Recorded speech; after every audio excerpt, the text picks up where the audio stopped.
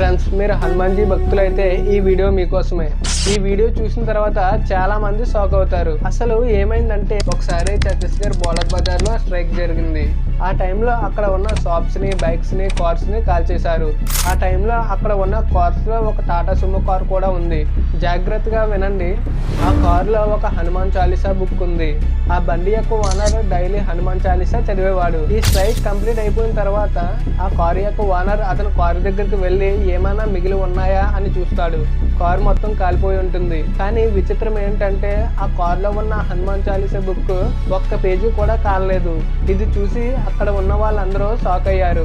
ఈ టాపిక్ గురించి అన్ని న్యూస్ ఛానల్స్ లో చూపించారు. ఆ వీడియో ఏంటో ఇప్పుడు నేను చూపిస్తాను. వీడియో చూసిన తర్వాత కామెంట్ బాక్స్ లో జై హనుమాన్ అని కామెంట్ చేసి ఛానల్ సబ్స్క్రైబ్ చేసుకోండి.